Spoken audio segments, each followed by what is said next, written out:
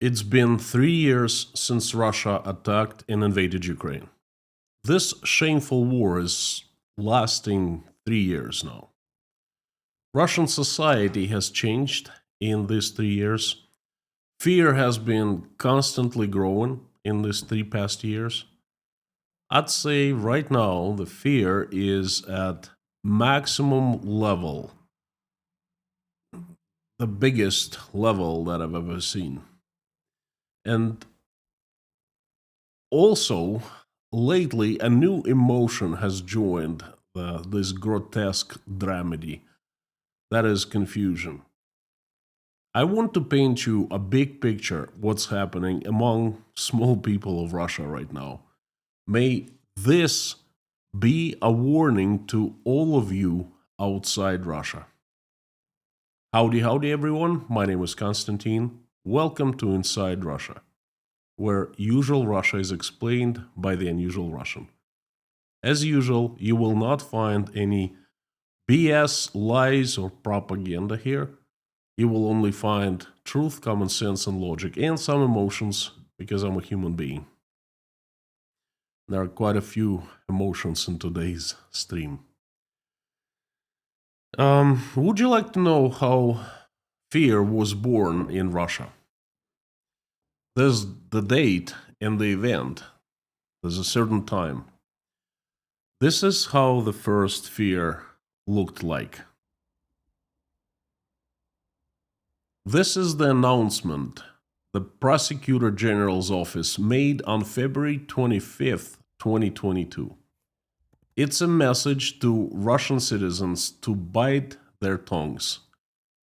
I quote, if unreliable, socially significant information is posted on the internet that poses a threat to life and health of citizens, mass violation of public order, public safety, and other adverse consequences, Russian Prosecutor General's office would send a request to Roskomnadzor to block such information with no court order. Unquote. You see, many Russians stood up on the 24th of February, right after Russia started sent troops into Ukraine and started sending first rockets. There was a storm in Russian media and in the internet too about this invasion, a real storm. Tons of Russians, famous, not so famous, just about everyone, well, a lot of them anyway, were standing up and speaking loudly. Are you insane? What the hell are you doing? Stop it now. This kind of messages could be seen and read everywhere, in the media, in the internet, and the state started acting. That was when fear was born. This very message right here has a date and time. 25th of February, 6:03 p.m. Before the invasion, there was no fear. The Russians could say anything they wanted. Well, more or less. There were some federal laws. For example, no one could insult Russian president or Russian authorities. For that, there would be a criminal prosecution. But nothing extraordinary. There were no laws criminalizing speech. Granted, many media were influenced by the government. There was a lot of brainwashing going on. But that's Russia, Putin's Russia for you. There were still quite a few independent radio stations, internet websites, internet media where people spoke freely. When I made the very first video on this channel and I released it back in 2019, I immediately was bombarded with questions. Well, what's one question really? If I were afraid to speak up in Russia. All my family in the USA and friends all over the world were asking this question. And I clearly was not afraid.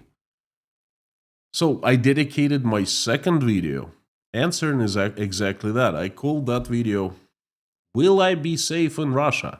And it's still out there on YouTube. Go watch it. Basically, they were problems, but they were very minor. There were some convictions for people posting something on, social sites and things like that. But those convictions, they had some kind of a foundation. People were charged with something that remotely made sense. Okay, I'm not saying it was right, but at least the prosecution was making sense back then. At least it was trying. Now, going back to February 25th, 2022, the media exploded with outcries about the war, and the state started taking actions. That first message from the prosecutor general's office was just the first step. The new laws followed very quickly. The most infamous laws were on spreading fakes and spreading fakes about Russian army and about Russian authorities, Russian government officials. And the laws were created in the beginning of March, I think March 2nd. And that was it. That was the beginning. The fear started. Real fear, folks. The fear started increasing week by week. They started taking actions, and they introduced new laws, new actions. Public officials spoke more and more on the issue. It seemed like someone gave them an agenda. And the first convictions started. If you remember, Russian government unofficially forbade Russians to call the invasion the war. Okay, back then people went to prison. The first person went to prison in June was sentenced to 6 years for calling the war the war. At first, convictions weren't too many of them, but they started happening and they started increasing. Okay, but still, things were not, well, they were just the beginning. Okay, the overall feeling that I had at that time was decency had been gone. Okay, that was it. Russia was turning into some kind of lowliness, the state of lowliness. I made a video about that, and I called it "The Fear Is Growing." Check this out. This is a part of that video. Oops, it doesn't have a sound. I apologize. But anyway, it's still out there. I'm gonna put a link right about here. It was uploaded about 6 months after the war started. And, I was just describing my fears in small details, what I was fearing. Okay, basically, there were quite a few things back then. Canceling started. For the first time in my life, I saw people getting canceled. I was canceled by quite a few people for my beliefs, for speaking straight, for being honest, and they just would stop talking to me. And then I canceled a few people too, because I simply found I didn't want to talk to them any longer, okay? I started watching what I was saying. I started watching myself in public. Tons of things. I started using this very strange language. I called it speaking between the lines, and I mastered that language. If you remember, while I was in Russia, I always spoke in between the lines. I definitely, watched what I was saying in public. Before, you're sitting in a restaurant, for example, it was no problem talking to anyone, your company, about anything. It was none of anyone's business, but all of a sudden it became other people's business, and people started getting arrested for criticizing the war in Ukraine. Someone would overhear them from a different, like, close by table and would call police. Police would come, arrest them, and, you know, charge them with one of the criminal laws, articles of a criminal code of Russian Federation, and would prosecute, put them to prison. So things like that I feared a lot. I started fearing. And back then, when I was making this video, I thought these things are pretty bad. But Konstantin, I'm talking to you, the young guy, you know, in that video. That was just the beginning. I left Russia. For the past 2.5 years, I've been residing outside Russia. I'm very open and clear about that. I make sure that everyone understands. But even though residing outside Russia, I haven't stopped fearing. My fears have changed, though. Now, let me tell you of my personal fears now compared to what I had back 2.5 years ago. And I will also would like to tell you of fears of Russian people who are still inside Russia.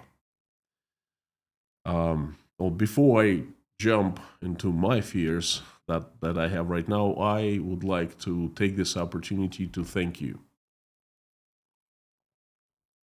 Thank you so very much, all of you who are supporting me by watching my videos, by liking them, subscribing, telling friends about my videos, sending me messages, praying with me and for me, and sending me love. Thank you for buying me coffees, for supporting through Patreon and PayPal. Thank you so much. The most important thing that I have gotten in the last 3 years is your support. Not just the financial support. That also is very important, obviously. But the priceless support is your love. I don't feel alone in Uzbekistan. I don't feel left one-on-one with all the fears and troubles. And this is an incredible feeling. I have that. I have a tremendous community, you, members of Inside Russia, and that is life-saving. So thank you so very much for all your support, all your love, all your prayers. Thank you. Now, what am I fearing these days, and why? I've been living outside of Russia, and first of all, I have quite a few fears. And first of all, I fear for my personal safety and the safety of my family. I have reasons to fear. I was informed, so to speak, that I am on the radar 3 times. 3 times KGB operatives followed me. Once openly trying to intimidate me and my friends, the members of Tashkent Breakfast Club, when we were honoring the memory of Alexei Navalny here in Tashkent. And twice they followed me covertly. I simply caught them. Perhaps they followed more. It's just I didn't catch them. So 3 times I fear of falling out of the window. And that's a real fear. I fear for my children and my family. We are stuck in Uzbekistan, and I like Uzbekistan very much. It's a great country, fantastic people who have made us welcome here. But there's one problem. It is not our home. My children, my wife, they don't have home. I feel homeless. Although I have this wonderful apartment I rent, it's still not home. It's still, I'm a guest here. I can be asked to leave at any moment. They want me here as guest, but that's it. That's a big fear for the future of my kids. What's going to happen to them? Every person needs a home. I feel that we have lost home in Russia and we don't have a new one. I fear for my country. You know, back 2.5 years ago in the video, I was telling how I was fearing Russia being isolated and the economy was going to crash and the sanctions would intensify and Russia would have it so much worse and worse, increasingly worse. I don't fear that anymore. I feel those fears were small. They're not fears any longer. It's just they have become the reality. Everything that was just beginning to happen now has grown in size tremendously and solidified. Russian economy, don't even get me started. You know, I cover economy every week, one way or another. Most likely I'll cover it tomorrow. Keep on tuning in. But what we feared back then has come true. Russian people, their lives, rights, their rights have been taken away, most of them, by the state. We feared that back then, now it's a reality. Um, Russia being isolated, it affects us tremendously, all of us. I mean, Russians and who are inside Russia and outside Russia. But it's not a fear any longer. It's the reality that we deal with every single day. Um, all fears have materialized, so to speak. Now I fear different things. I fear of Russia not having future. I fear of Russian kids growing up in kindergarten, in schools, kindergartens and schools. They're taught patriotism, and that's not real patriotism. It's really hard to even describe what they're taught. They taught basically acceptance and obedience to the state. What kind of people are going to grow up being taught that crap? I fear that once Putin is gone, and he will be gone sooner or later, he will not be replaced by anyone different, but by one of his minions. And things will just not change much in Russia. That's what I fear. I fear that Russian people will not change to the good, to the better. They have changed already. In these 3 years, they have changed tremendously. And I am. It's not a fear anymore, it's a fact. What is a fear is that they will not change back, they will stay the same way. And they will stay politically apathetic and inactive. They will not regain their ability to think critically. They will continue drinking. I fear that because without Russian people, nothing will change in Russia. I fear Western governments and companies changing their stand towards Russia. I fear them welcoming Russia back into the international community and allowing Vladimir Putin and all the responsible ones, and there are plenty, to get away with murder. Murder of Ukrainians, the murder of Russians. I fear that Western governments and companies going after me for supporting Ukraine. That's kind of already started happening. YouTube has demonetized me, and it cannot give me a normal explanation why. It's been 6 months, and I've been in communication with YouTube, and it appears that they have demonetized me for my political view and for my stand on Ukraine. I fear that it's going to continue. At least now I have a voice. I'm speaking to you and I'm heard by many thousands of people.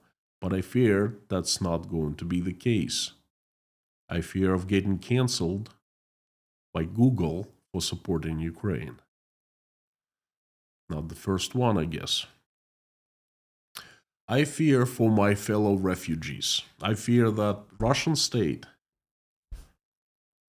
is recovering from the initial shock it was in for quite some time. And it has tackled all the problems inside Russia with people protesting, speaking up their minds. The legal infrastructure foundation is already there. The laws are there.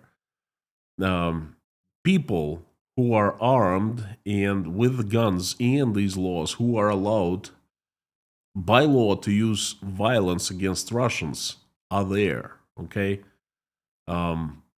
Russian state is controlling Russian people completely. The next step is they are going to go after us, those who have said no to them, who have broken free, who have left Russia. We are here, but I fear that they're gonna go after us. At first, they're gonna go after everything we have left in Russia, and some of us still do things to have things there. They are going to go after families who are left there. That is already happening. And basically, they're going to try to get us back to enslave us. That's the fear I have.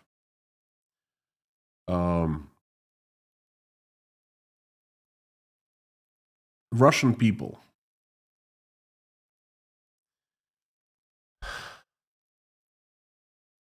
Well, before Russian people, let me tell you that the recent fears, very recent fears, my personal fears I have. I am afraid of normalization while the war is still going on, while the Ukrainians are still being killed. I fear that Russian world will be spread all over the world. I fear that the Western governments will start fighting. They have already started fighting. They will be engaged in different trade wars and tariff wars and, fightings and sorting things out between themselves. And Russia will become stronger. And Russia will come for them. And it will eat every single democracy one by one, slowly but surely, or perhaps fast and surely. And Russia will rule. Russian world will spread everywhere. I fear that. I don't like that. I don't like what Russian world is. I think that Russia has so much better to offer, so much, it can do so much better than that. Okay. I fear that Vladimir Putin would be getting away with murder. I fear that no one will be prosecuted for the crimes that they have done. I found it impossible not too long ago, but now I'm just looking around and the world is spinning around me. Okay, so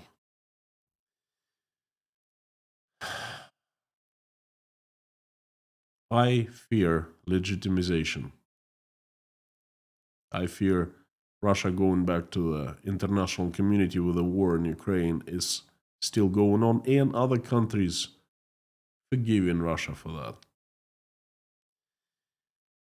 Well, these are my fears, and they're quite different from the fears that I had some time ago. Now let's talk about fears of regular Russians who are still inside Russia. They're a little different from mine. But before I jump there, I'd like to ask you a couple favors. First, like this video. It helps a lot to promote the message. If you can, share this video in your social media accounts so other people, your friends, can see that. and consider becoming a patron of Inside Russia.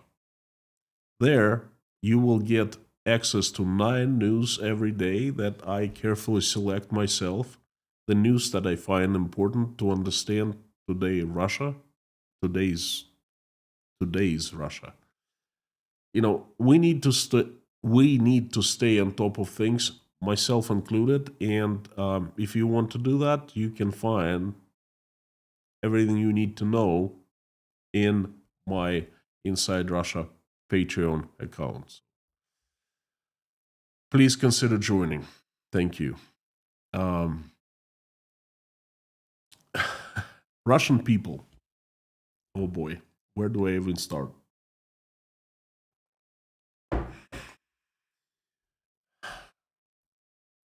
I am a Russian person. I am a fairly similar person, similar to many, many millions of Russian men and women. I lived in Moscow and in southern Russia, between Moscow and southern Russia. I had a job at a construction company, energy facility construction. I am a father, I'm a husband, I'm a son. I'm just a regular Ivan, so to speak. And the fears that I had back 2.5 years ago, they were not only my fears, they were fairly universal. I expressed them. Again, check them out. I shared the link. Um, Russian society started changing around that time. And the changes were comprehensive. They were affecting all areas of our lives. And all I was saying 6 months ago, after the start of the war, not just what was happening, not just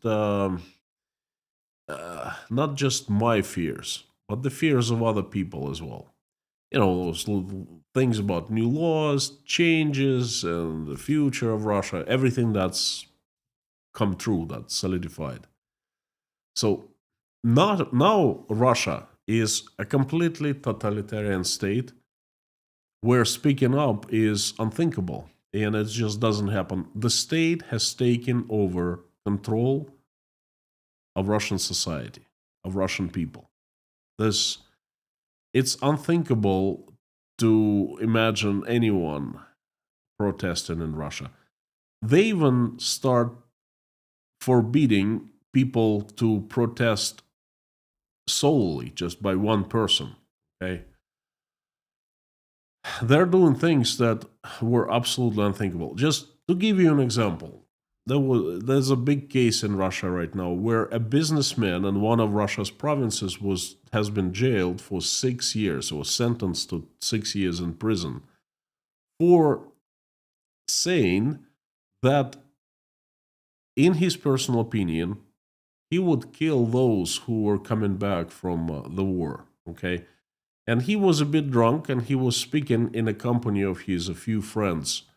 Um, Someone recorded this private conversation, submitted to the police. They arrested him and sentenced him to 6 years in prison. For the first murder in Russia, first degree murder, you do the first time you kill someone in cold blood and normal mind with intention, you get 6 years. And this man got 6 years for simply saying that he would kill all those who were coming back from the war. So um, things like that are happening right now, left and right. And Russian people are silent and afraid. They fear so much. How do I know? Well, I read, I speak, and I watch. I have tons of friends, family, former colleagues who are still residing in Russia. I speak to people every single day, and of course, I get their opinions of things. I communicate with my former colleagues. I talk to Russians who go back and forth to Russia here in Tashkent. And there is my understanding that most people have found safety, personal safety. They have created their personal bubbles, informational bubbles, and they don't talk to anyone outside their bubbles. I have witnessed that, experienced that, first-hand experience. Let's take a former colleague of mine. I haven't talked to him for 5 or 6 years, and then all of a sudden he wrote me, you know, congratulating with New Year and Russian Christmas. And I got in touch with him, and our conversation was dull. We talked of general things, and I felt like he was trying to probe me. What is my stand? What do I think? And he was afraid. He was afraid. Once I started speaking up a little bit, he shut me down and said, "Oh, no, no, no, wait a second. I don't want to talk about it. This is the kind of things I don't discuss with anyone." And that was it. Okay. And that's a good example. Most people are living their lives just like that. They are inside their informational bubbles. They're silent and they fear. They started to remind the older generation. See, when I was growing up in the USSR, in the late 80s, we didn't fear any longer of perestroika that Gorbachev started, новое мышление, ускорение, all these things that, Soviet Union was changing. And after 1986, they stopped prosecuting for speaking up. That was Gorbachev for you. And to me, fear was unknown. I was not growing up in fear of not speaking up and so forth. But I remember my grandfathers, grandmothers, and their generation, oh boy, they hated when we were talking against the authorities, against Gorbachev. Some people opposed Gorbachev, talking about communists, about KGB and things like that. I remember I was screamed at a few times. Не болтай, don't blah, blah, blah. Don't speak. Watch what you say. And to me it was funny. To them it wasn't. So they really meant it. Не болтай was the slogan of the generation of my grandfathers and grandparents. And then this is becoming the slogan of people who are living in Russia right now. Не болтай, don't speak up, don't blah, blah, blah. Okay? Don't say anything. Because they are listening, they are watching, and they will come for you sooner or later. They're afraid to say anything on the phones. Afraid of to say anything remotely. They don't call the war its real name. They still don't do that. They're afraid. Better be safe than sorry, one fella told me. And I think that pretty much summarizes what's going on with the Russians right now. The state has won. People have lost.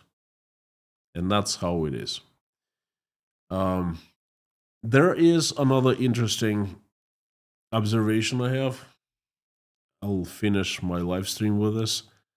The very latest development is a lot of people start getting confused because Russia is going through a very turbulent and fast change.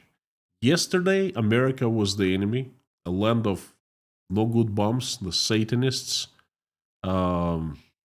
enemies. And now, all of a sudden, they're friends. Not so bad. America's a great power, great country, and we're always friends with America. It was a misfortunate,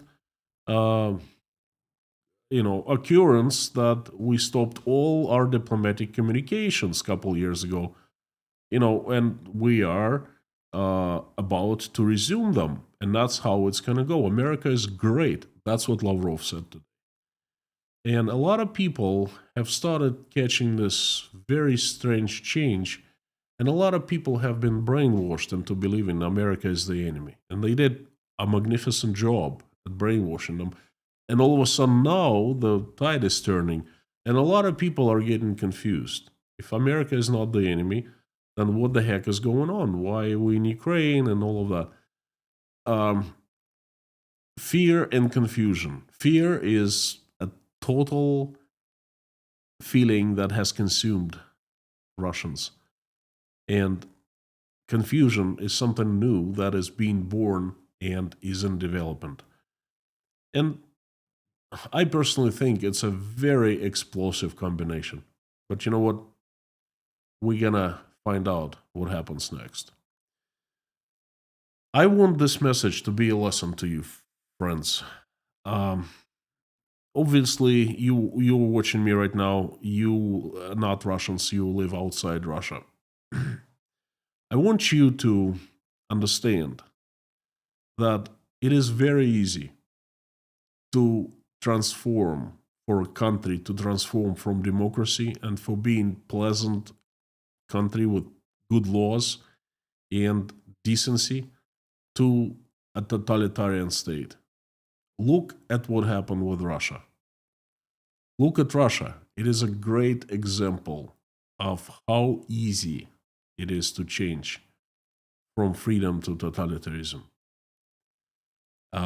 You don't have to invent anything. Just don't look at our steps that we have made. Look at Russian government studied, write them down, and just don't let your politicians repeat them. That's very simple. Please be warned. It's done in Russia and it's easy. Do not make this mistake. You live in wonderful countries. But you know what? It only takes 3 years for a wonderful country to turn into Russia. Thank you so very much. It's been my message.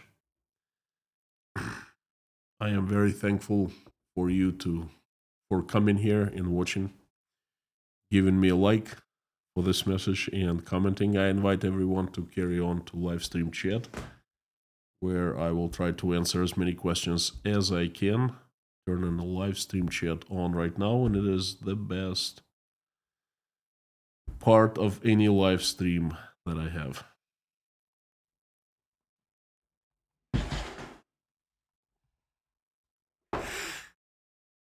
Let me just put my computer in front and look at the messages that you'll be sending me.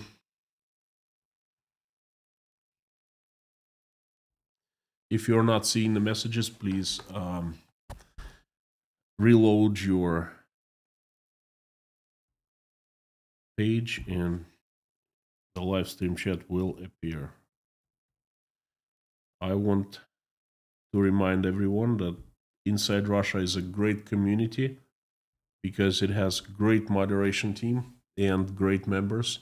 The moderation team is the people who make Inside Russia what it is, safe and pleasant. They are Lorna, Mami K, Amir Fazad, Bob S, Harry Potnin, and Dirk. Thank you so much, friends, for coming. Thank you for helping out. Thank you for watching my back. And thank you, the usual suspects. And if you're here for the first time or repeated viewer and a member of Inside Russia, welcome. For those who are here for the first time, I would like to remind, or actually inform, that remind everyone else that I like when messages for me and questions for me highlighted in orange. You can do that by putting Inside Russia after @ and I like it when they are in caps. It's much easier for me to see. So thank you so very much. And I am ready to take your questions. Leitmotif, howdy, and everyone else. Ree Batskelly, KG1, Jodes Rames, the usual suspects of Inside Russia. Fantastic to see everyone. Sam the Legend K, long time no see. Or perhaps I didn't see your messages. James Gum, Roman Beck, howdy, howdy, howdy. Doug Hill, Lightgrits, Scott Nesbitt, Frank in Texas, long time no see, Frank. I hope you have recovered. Please let us know how you're feeling. Palm Tree Kate, Kermo, Andrew Hodson, Yassine Benelis from Algeria. Thank you so much for coming. Vale Kondo, Hey, I like the name. I take it you're at Vale at a condo. One of the best skiing locations in the world. That your condo is at that. I hope. I dream to snowboard there once, but it's not looking good. David, animal guy, Scarborough. Is it Scarborough, Maine?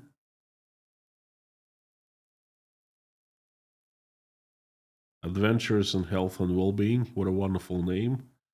Canada. Thank you for coming. Remy Leon, howdy. In Corpt in Corruptus. Sending my love from Tashkent. Globarella. LD Orbs. Boki Sky, Benjamin. Keith. Rock Bard. Ole from Berlin. Iri Blazek. Daniel McInnes. Thank you, friends. Thank you for coming. Fantastic to see everyone. Let me turn the live stream. So we have a question statement from Stephen Lindholm. I enjoyed the message, even though it troubles me that democracies can so easily fall. Well, the strength is in knowledge. Please look at us, look at Russians, how easily we failed our country, how easily we betrayed it, gave it up. Just don't make our mistakes. You know, I made a live stream about Alexei Navalny. Not too many people watched it. But one person made a comment. He said, "What, you know what? Russian people did not really appreciate Alexei Navalny. You betrayed him and you don't deserve a new hero." And he's right. He's absolutely right. I agree with that message. We betrayed Alexei Navalny. Some of us tried. A lot of people came to the streets to protest when he was in prison. I myself went a few times as well. Um, Documented it. Still out there on YouTube. But you know what? There were just a few thousands of us. And 146 million Russians didn't do anything. They stayed home. They kept silent. They looked another way. Um, so look at us. Don't repeat what we did. And I think you'll be safe. Katie Rayhard, howdy. Thank you so much. Um, Aaron Sonics.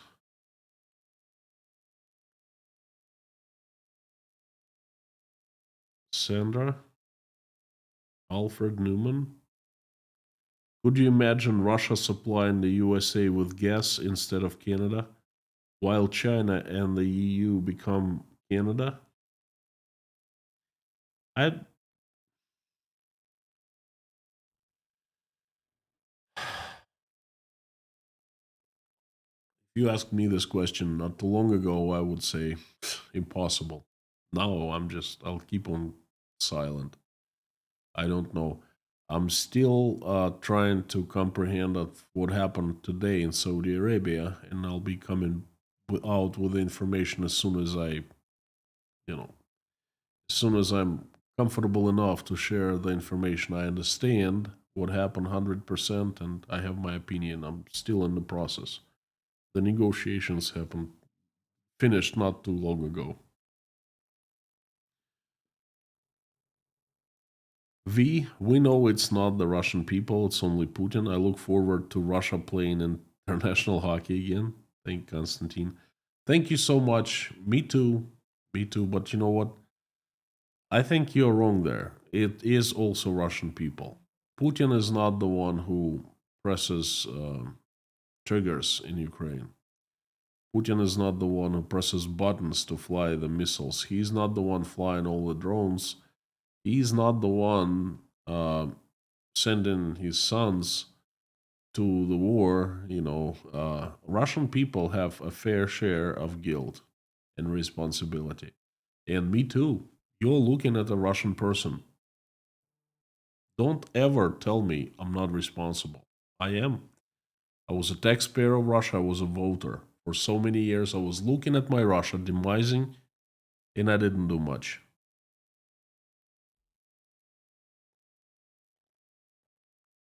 Helen, thank you so much. Andres Benz, howdy. Elsha, as usual, fantastic to see you.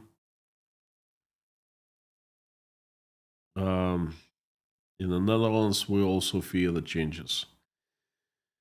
Oh ho ho ho ho. Ronnie, howdy. Um, Wayne, Chet, Chade, Umojo. Louder, can't hear you well. Huh, interesting. Howdy. I can hear you myself. I can hear myself fine. Interesting. Eve Morales from Palm Springs, South California. I've never been there, but I know the place. It's supposed to be a resort town, so yeah, I wish I could go. Wayne, fear and confusion are growing in the USA as well. Well, it's something for you to tackle down. My role is to inform you of what's happening in Russia and how Russia has developed and has transformed into something. You take notice and you act the way you think you need to act. Dale, excellent message today. I can't stay for all our chat, but I need to go to the airport. Have a safe flight, Dale. Thank you. Das J. So when are you guys going to get rid of Putin? That's a good question. I don't know what to answer. A lot of people are working on it.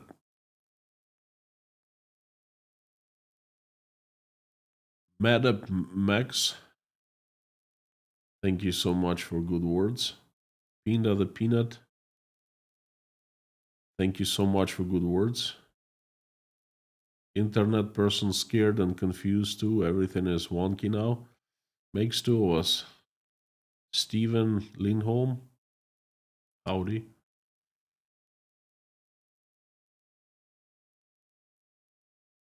Larry Barth, thank you so much, friend. Me too. I'm very concerned for them.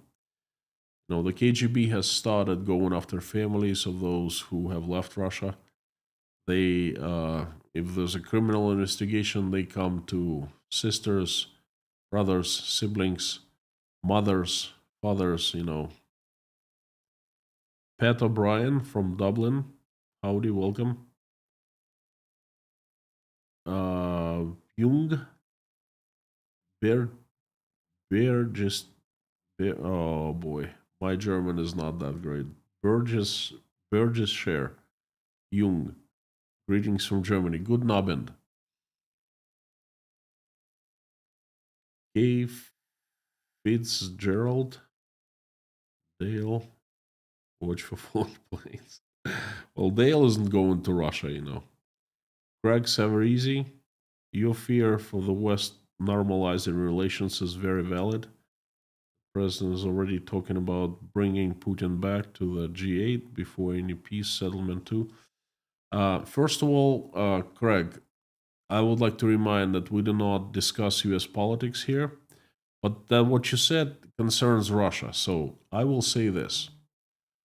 I look forward to seeing the results, actions, and the results of those actions. I don't fall for saying, I don't fall for blah, blah, blah.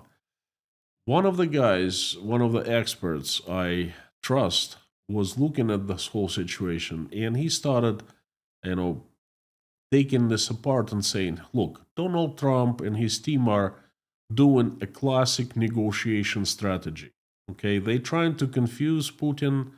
They trying to say things they don't mean to soften them up, and then they'll get them. And that is possible. Okay. Um, I'm not going to discuss the talk.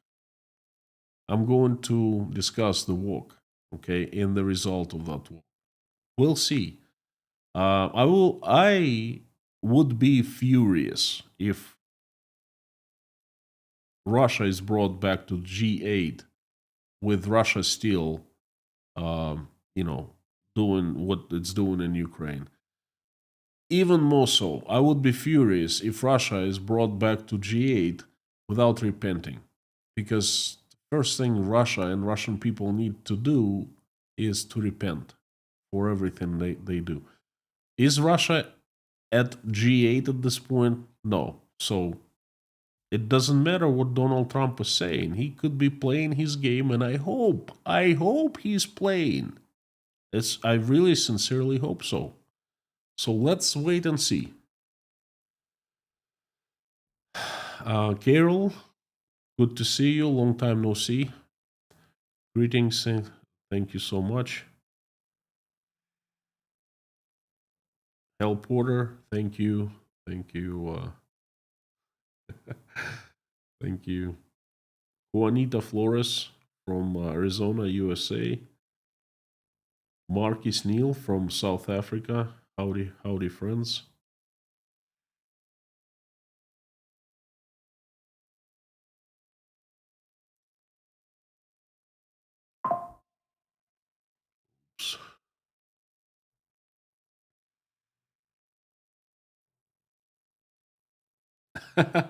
Haley, I've been scared of Russia since the man with the bushy eyebrows was the president. That is Leonid Brezhnev.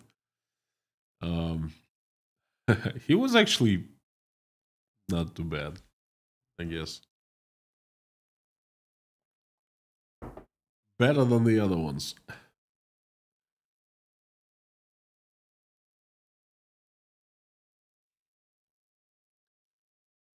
Pinda, I can recommend everyone to see the latest Icon lessons. Mark Bernard explains a lot of Russian character. Mark is pretty cool guy. I watched his a few of his videos. I like them. We've negotiated, well, not negotiated. We've communicated a bit. I left messages, comments on his videos, and he's all right.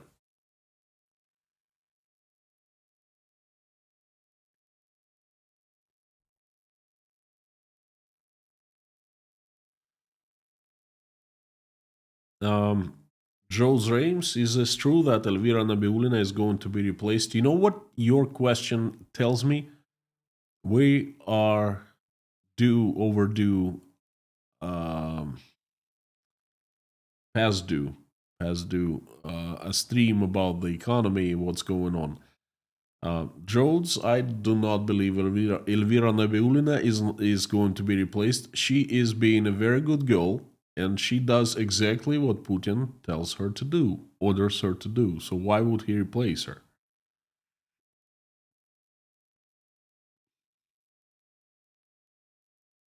Galaxy Rider, still struggling there. Um,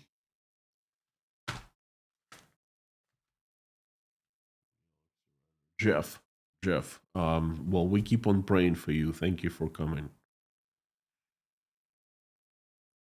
Amir, good to see you. Lorna, mommy, Bob. Thomas says, do not focus on America, focus on Europe to lift your spirit.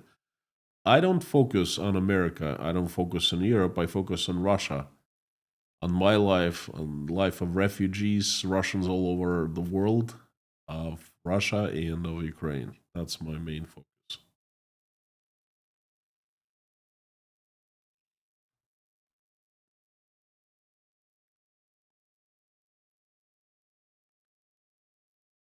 Pat O'Brien, Russia simply cannot be rewarded with Ukraine's most valuable provinces.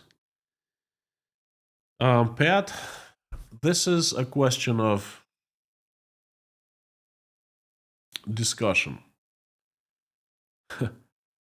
Most valuable provinces. What is so valuable about those provinces. Don't even tell me, don't even try to tell me it's rare earth. Look at the available deposits of rare earth in the world. Ukraine is not even in the first 10, okay? I think it's either number 14 or 15.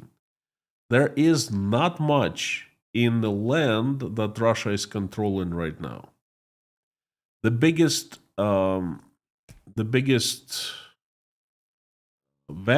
the biggest natural resource is coal, and Russia has plenty of coal on its own. Fertile land, yes, there's plenty, but you know what? Look at Russia. Russia is the breadbasket of the world. It has so much fertile land. It grows wheat by over 100 million metric tons every single year. It does not need any more Ukrainian land, fertile land. It doesn't need anything in Ukraine. Okay, what Russia needs, Russia doesn't need anything in Ukraine. Putin needs control over Ukraine. He doesn't care about the land. He needs to control the country. He needs to control Ukraine's president. He needs to have Ukraine as a vassal state. That's the real purpose of him waging the war on the country. Okay, Russia has a ticking bomb of Ukrainian land. This is a burnt land right now. Russia needs, let's say that Russia keeps this land. It needs to restore everything, rebuild the cities, the villages, the towns it razed. How much it's gonna cost? Who's gonna pay for that? Does Russia have money? A lot of people forget about this aspect of life. Russia has spent more, not more, but close to on this new, what they call the new territories in 2022 and in 2023, close to what it spent on the rest of Russia. Okay, and that's a ticking bomb for Russian economy. So Russia does not need land. Russia, I think everyone in Russia, the 30s, they would like to get rid of it. But how? What are they going to say to people who died getting this land? There's not much land there. So, answering your question.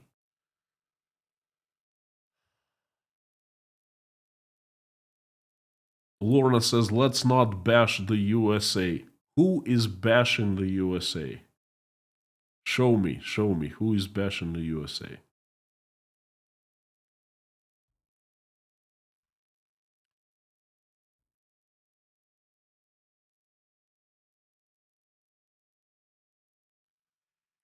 You know what, friends? I wanted to.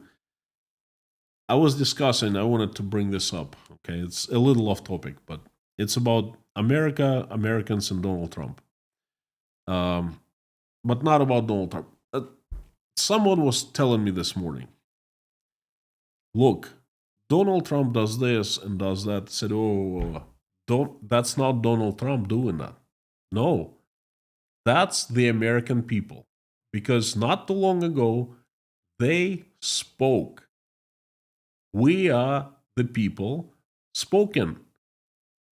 And I praised them for having democratic elections. I praised them. I said the American dream is alive because American people still have the right and ability and freedom to stand up and change things in their country. So whatever is done, it's not done by Donald Trump. It's done by the American people because they have vested power to Donald Trump to do as they please.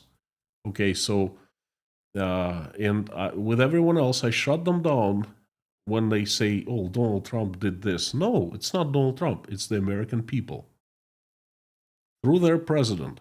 Okay, that's how democracy works, and I think it's pretty fair assessment. And that's I'm not gonna bring up Donald Trump anymore. It's the American people, plain and simple.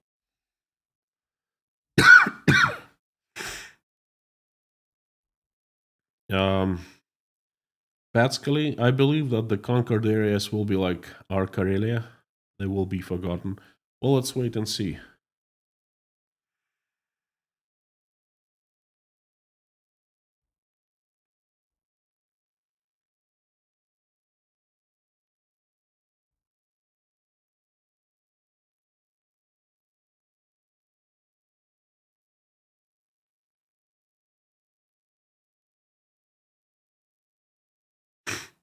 Does Russia need a warm water port? Is that why? My gosh. Folks, have you even looked at map?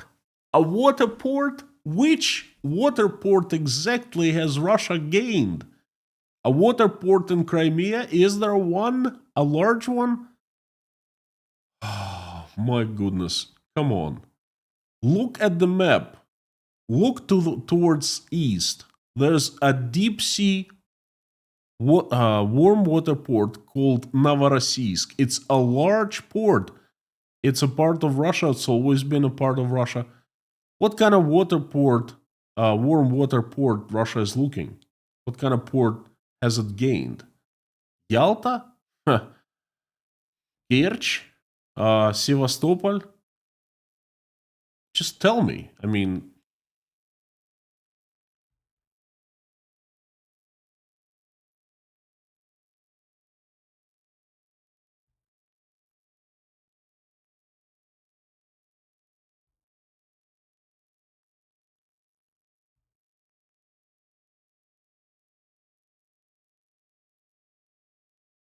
okay, friends. um, Time is up, says mommy, and I see that quite a few deleted messages kind of getting out of hand. So let's finish this live stream in prayer. As usual, I invite everyone who is religious and who is not to pray with me. And if you're not religious, you can call it in any way you want. You can call it sending good vibes to people, sending good wishes, good energy. A lot of people actually like that. I think that's all the same. Anyway, please join me in prayer.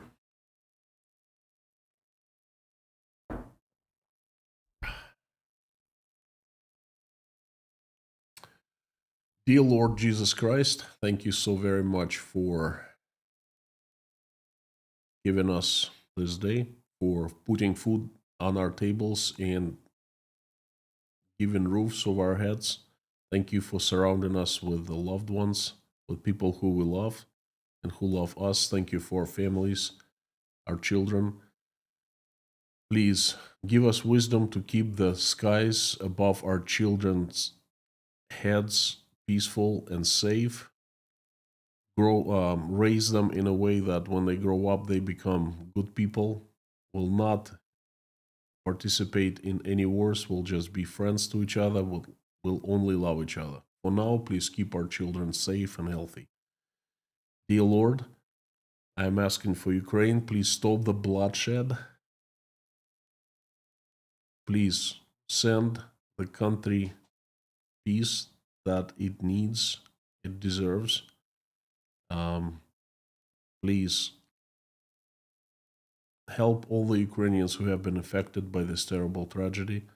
Answer everyone's prayer and make everyone's wish come true. Reach out and touch those who are responsible. Fill their hearts with love. Remind them they're still human beings. Have them wake up from the lethargic sleep and make the decision to stop the bloodshed. Dear Lord, I'm asking my country, Russia, to be helped as well. Please help by assembling your strongest angels with sharpest swords. Have Saint Michael lead your army and send it to the earth to get rid of the demons that have hijacked my country, who we know by their names and by their faces. Please send angels to help good Russians run the country, make it peaceful, loving, and respecting. Dear Lord, please help all those who are traveling, send them safe travels. Please help those who are in trouble right now, in high waters, in danger of any kind. Please help those who are seeking asylum. Help those Ukrainians who are under attacks or threat of attacks from Russian missiles and weapons. And God bless those who are helping Ukrainians, opening their hearts, homes, wallets, praying for them. Please help single mothers and fathers who are struggling, trying to make ends meet. Send them help. Also, please help those who are sick, hungry, cold, addicted, jobless, homeless, depressed, unwell, crying, not feeling well about themselves, losing hope.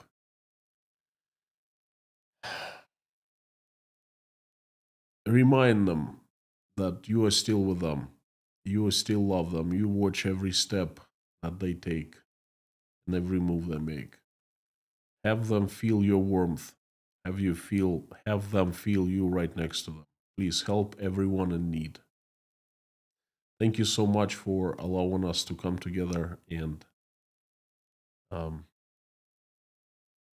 pray together. Thank you for everyone who is praying right now. Thank you for those who are just watching us pray. Please help everyone answer their prayers and make their wishes come true. Dear Lord, I am asking for people who need help. They are Karsten, Frank in Texas, Sandra Workman, who's going for surgery today. Please send your angels to watch over her. Jeff, Teresa D, Ron Bazoid, Jeff Gibson, Denise Abbott, Renata Janice Burgess, Derek Martinez, Ann Larson and her daughter Hannah, Alex, Jeffrey S., Katharina Holm, Mark, Hank's sister in Sloan Hospital, Tom W., J.R. McKim, Gabin with Gary, Lisa, Harry, Terry, John, Linda, Jason, Susie, Paula, Denise, Tim, Dory, Rhonda, John, Taylor, Wayne, Dave, Don, Darla, George Ruberty, Pamela, Meta, David, Porter, Leif, Randolph, Grace, Dean Spooner and his church, Yelena, Natasha, Michael, Jake, Oля, Dasha, Sky, Svetlana, Sergey, Liz, Ron, Liz, Koshkin Dom, Mike and Mike, Petra, Joseph, Millie, Jodes, Philip, Eileen, Highwayman, and Pamela. Thank you so much, dear Lord Jesus Christ. Amen. Friends, thank you for coming. Thank you for giving me a chance to tell you another message. I would like to remind you that you are absolutely awesome and you rock. Please come back tomorrow. I'm debating on whether I should give the news update tomorrow or an in-depth look into what happened today in Saudi Arabia. So please come back. In any way, it's going to be an interesting topic. Thank you. Before I sign off, as usual, I would like to ask you to say out loud as you can, along with me, the following. Carthago delenda est.